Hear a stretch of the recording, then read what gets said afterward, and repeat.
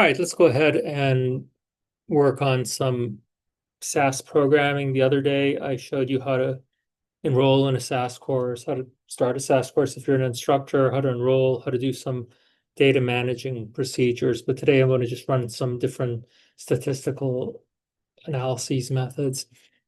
You should always subscribe to my channel or to any channel for anybody you watch if you like their content. So subscribing costs you absolutely nothing. All you have to do is click the button and that's it. It costs you nothing, but it helps us out in creating the ability for us to prepare more and more videos to help you guys out. All right, so let's go ahead and get started here.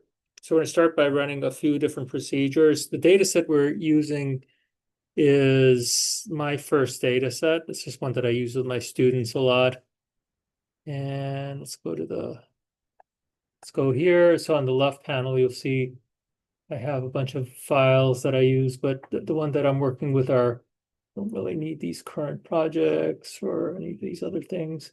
These are just all projects that I'm running, but we're using this my first data set, this file, right? And this file will be located in a library. So if you go to the bottom of this panel, you can see the different libraries, and this one is located in the practice library. It's my first data set. So I'm going to go ahead and run a proc contents. That'll just give me proc stands for procedure, short for procedure. Contents gives me the contents of the data file. I'm going to highlight this and notice how I have the procedure name and then followed by data equals practice dot my first data set. So the file is called my first data set. It's in the practice folder. I'll hit the run button. I'll hit the run icon. So this doesn't matter if you're in using SAS on demand or just regular SAS. The procs are the same. Okay, so this video is good for anybody who's using SAS. It just gives me an indicator of my variables here. So that's the first thing I want to do. So you can see what's in your data set. Sometimes we're using new data sets. These data sets have labels in different formats, etc. See the sample size too. There's 393 observations. Just some data that you need. Okay, so let's go back to the code. So that's that. Next thing, sometimes you want to print some of your data or all of your data. So you can use this proc print. And in this case, I'm restricting the printing to the first 20 observations, starting at observation 1 and ending at 20. Of course, if I didn't have this these stipulations in here, it would just print all of the data for the variables mentioned. Of course, I don't even have to mention variables. I could just say print the contents of the data set. But here I'm limiting it to 3 variables, and I'm only printing the first 20 observations. There you go. If I wanted to, I could actually save this into my own data set. Pretty cool. A new data set, a shortened data set. I think I have that right here. So I'd create the new data set. So this is how we create data sets in SAS. You give it the name, like I did a library name, say something like practice.dataset1, and I'll use the original data set, which I had under practice.my first data set, and then I'll save certain things to it, right? Like for instance, I could save the first 20, right? Which is what I ended up doing in this first example. Here, I restricted it to the first 20 individuals. Where did I do that? Right, but I could say if whatever my ID is, if ID is greater than 1 and less than or equal to 20 or something like that. Greater than or equal to 1, less than or equal to 20. So I could do the same and save this smaller data set. Okay? Next thing I want to do is, since I'm planning on doing an analysis to look at the effects of smoking on depression or depressive symptoms, and to see if the effects are modified by one's sex or gender, whatever you call it. So I'm going to look at my dependent variable. So I'm going to use a proc univariate. So this is a continuous variable. So I'm going to use a proc univariate to kind of get an idea of the distribution. So I'll use this, and my variable is depression. I'm going to ask for a histogram. Because I'm asking for a histogram, I'm putting the graphics on. Graphics on and graphics off. Okay. And am I also asking for a normal curve to be superimposed on on the the histogram? And I'm titling my histogram for depressive symptoms. All right, so let's go ahead and run that. By adding this normality little option, what that will give me is a test for normality as well, which I really like. So first of all, you can see the histogram is printed here.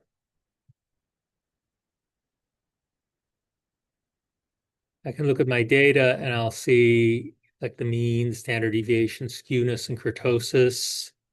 A lot of good stuff here. Mean, median, mode,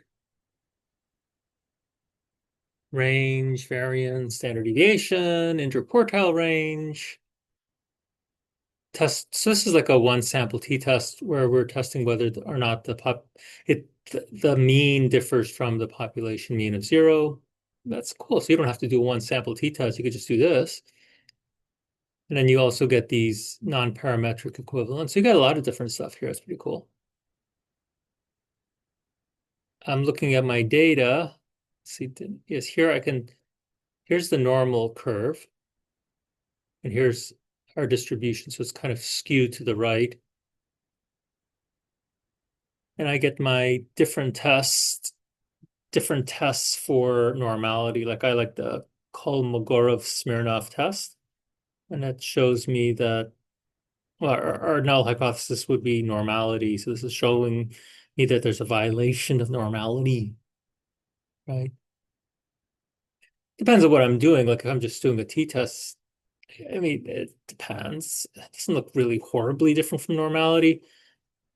But if I'm doing a regression analysis, remember, regression analysis, we're looking at the residuals, not necessarily the distribution of the variable itself. We're looking at the residual. So that one I'm less concerned about because those are residuals that we look at are standardized, and with the central limit theorem, we can assume that if we have a really, really large sample size, it'll tend towards normality. So let's say, okay, let's keep on going on. But okay, so it's some violation of normality. It's not horrible, but you can do what you like. You could either use a non-parametric method, or you could try to natural log transform it or do some other transformation to see if it'll become more normal, if you will. Okay, that's always a choice. So we did that. We did that. Also superimpose normal. Okay, let's. Oh, so there's a link to the histogram options. And what you could do is you could just go to the help settings and you can always ask, hey, what are the histogram options? All right, so I like that. So let's do an independent samples t-test to compare males and females on depression. All right, let's do that. Depressive symptoms as well. Back to you'll notice how I float between results, log, and code. Okay. Go back to code here. Well, first I did a one sample t-test. So even though there was one done when I did proc univariate, I might want to change my null hypothesis mean or my null mean for the one sample t-test. So in this case, I'll do a one sample t-test and I'm looking at depression again, just like was done in here, except for I'm setting my null mean at 15. I just chose that. This is the Center for Epidemiological Studies, CESD, depression inventory. And it's been a while since I've actually written a paper on it. So I believe that 15 or so is a little bit more normal, or it could be, I know it's hard. What's the indicator of clinical depression? Somewhere around there, right? And then you'd have lower depression if you're not clinically depressed. So we're going to take a look at this. And here I set an alpha at 0.01 for significance. And then my sides are French fries and, oh, sorry, no, I thought those kind of sides. Okay, I was thinking coleslaw. I like coleslaw. Now my sides here, this is looking at one or two tailed. You have upper or lower, and then two would be two tailed. This is a one tail upper because, well, I already know what my mean is 17, so it's going to be larger. So I just want to know if it's significantly larger. I said my alpha is 0.05 because this is about, we have about 383 participants, so it's pretty large, more power to reject the null. So I also want to decrease my alpha, right? You always decrease your alpha when you have a larger sample size, make it harder for you to reject the null. You want to be really, really sure. So I'll run this. And I ask for plots as well. This one's kind of cool because it has two different plots. As this kernel plot. Kernel plot is more like it's more similar to what you see in the histogram, right? It kind of follows it. It's kind of a cool process how it's done with the little data points, looks for the data points, and then for each data point, it creates its own little normal distribution. This all is really cool stuff. But you can compare this kernel plot to the normal distribution. See, there are different, it's more skewed to the right. And we already saw that anyway. And what are the results? So our results are, yes, t-test value is 3.70, and there is a significant difference between this is a one-tailed test, right? Between our sample mean and the population mean of 15 that we set it. Okay, so it is significantly different, significantly higher, because I did a one-tail test. I can conclude that. Yeah, so it gives you this QQ plot, quantile plot. So you can see where if the distribution matches what you'd expect it to be, if we had a normal distribution, you can see there's some violations here, right? And you can see that there are some violations of normality both here and here. Okay. All right. So I mean, you'd want these dots to be on the line if it was perfectly normal. They're not. Let's do an independent samples t-test. This case, again, I'm using the graphics here, right? And in this case, I am testing whether we have a sex difference in depression. And I'm asking for confidence interval 2. I'm also adding these different options to allow myself to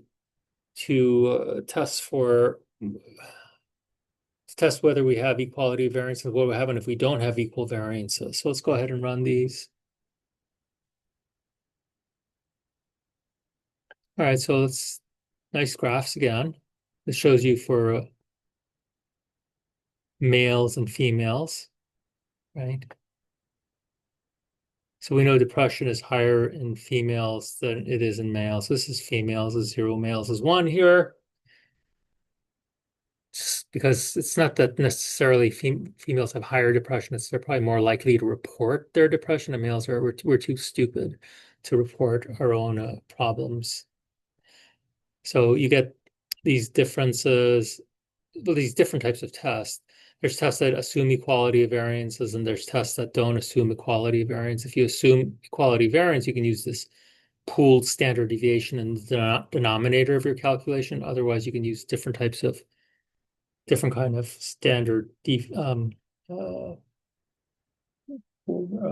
standard errors. I'm sorry, different standard errors, right? So you have to test for equality of variance, and here we fail. So the null hypothesis is that the variances are equal. Here we fail that test, right? It's our p-value is 0.0126. Although I so you recall, I did say I was using an alpha of 0.01. That was just for the regular test. If I use that as my criterion, I would say I have equality variances. If I use 0.05, I would say I don't have equality of variance. I'll just go with the more conservative value here, the 0.05 in this case, and say I don't have equality of variances. And I can use one of these two methods here. I probably use the Satterthwaite weight. This looks like the Welch's degrees of freedom. I like calculating that. But in any case, there's a significant difference between males and females here. And you get all the cool data you want, right? Everything you need, confidence intervals, Okay.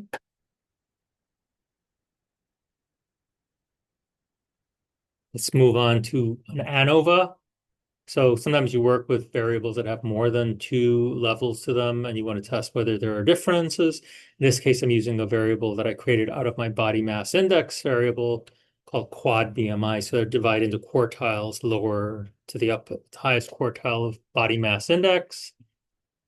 All right, and I'm going to test. So that's my classification variable. I use this proc ANOVA in this case. I I do that here, but later on I'll use general linear model and generalized linear models to accomplish similar stuff.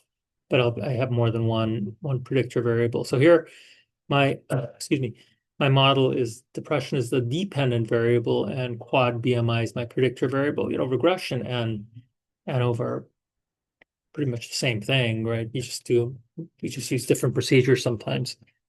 So in this case, we have. Yes, okay, this is our model. Let's go ahead and run it again. I have graphics on. Sweet. I get some nice box whisker plots here.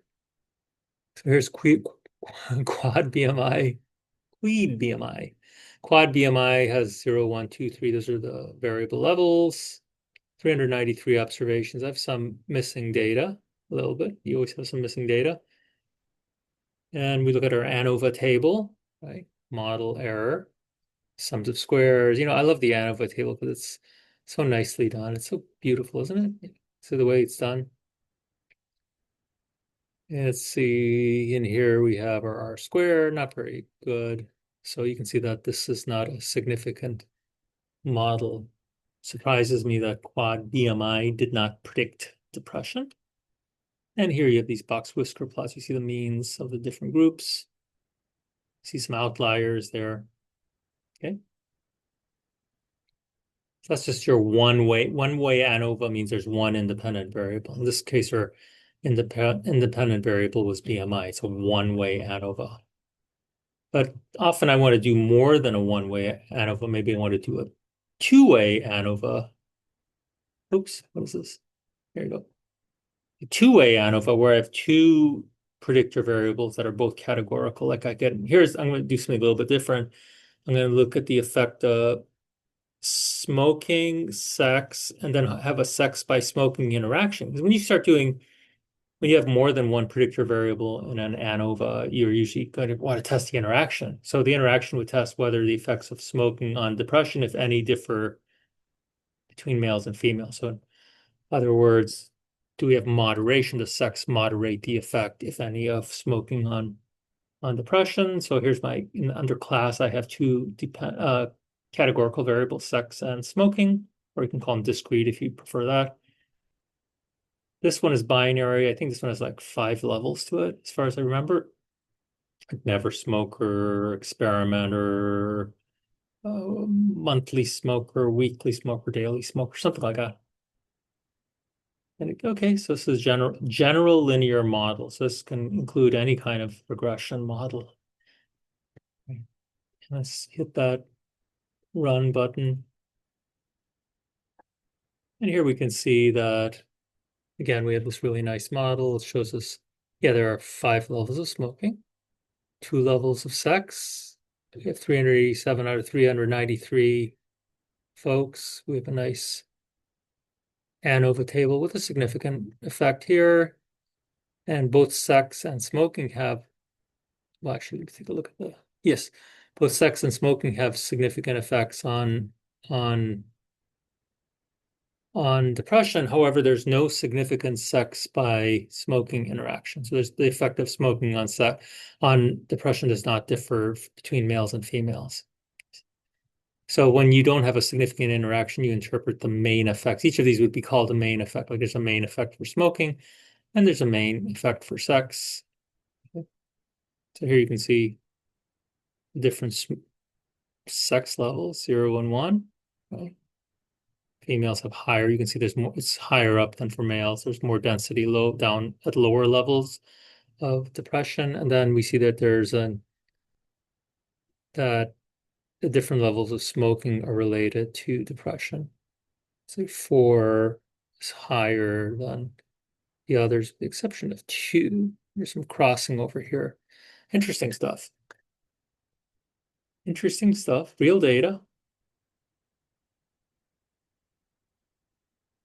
And finally, we can, at times, we use, not all of our data are going to meet the assumptions of normality. And sometimes they're just obviously not normal. Like, for instance, we have a binary outcome variable or an ordinal outcome variable, or maybe we have a variable that is a count, like, Poisson type process. So the generalized linear model is good in those cases. And then you can expand this and you can do GEE, generalized estimating equations, where you have repeated measures. You can do all kinds of good stuff with that. I'm only just going to focus on a very basic model here, where we're looking at the effect of depression, sex, and depression by sex interaction. Does that have an effect on binary smoking? So I took that 5-level smoking variable and made it into 0 versus 1. So never versus ever. I can't remember if that smoking variable is actually what I thought it was. It could also be smoking in the past month. I can't remember for sure what it is, but for this, it doesn't really matter for this example. We're not actually doing true data analysis. We're just showing you how to use this statistical package. So here, one of our predictor variables, sex, is discrete or categorical. So we put that as a class variable. Depression is not, but I'm going to have a depression by sex interaction. And my outcome variable is binary smoking. Its distribution is binomial, right? Yes, no, binomial. The link function linking the outcome variable to the predictor variable is a logit link, because this is basically a logistic regression. The link function is going to depend on what the nature of the dependent variable is. I'm going to run generalized linear model. So you see this Genmod versus GLM, not the same. I'm going to run that, get my output. I didn't put any figures there, because I mean, that figure on an ODS graphics on and off does nothing here. You can use other figures for this. All right, so let's see what I have here. So I'm going to go straight to the, again, 387. So sex has 2 levels. One thing I did here, let me go back for a second. I did a descending to make sure that we have one, we're modeling the effect of these variables on being a smoker versus not being a smoker, 1 versus 0. If I didn't do that, it would model 0 versus 1. So that's why I use the descending command there, and go to my results. And let's see if there's anything significant. So depression has a significant effect, which we know because I've done a lot of research on the effect of depression on smoking, and it's pretty much always significant, as many mental health issues are. Sex, it models 0 versus 1, right? So that's why this is negative, but it's not significant anyway, so it's irrelevant. And then there's no significant interaction between depression and for depression and what is it we're looking at? Did we say sex by depression? Yeah, sex by depression, right? There's that interaction is not significant. All right, so those are some basics. Again, this is free software if you're taking a course somewhere and your professor is using it, or if you're a professor and you want to use it. It's free. Hey, free to use. It has some limitations. Like if I put a ginormous data set in here, it wouldn't work. Like I tried to download the behavioral risk factor surveillance system, has like 400 plus thousand data points. It was too much for how much space you're given allocated for free use. But you can also shrink those data sets in advance to something more useful.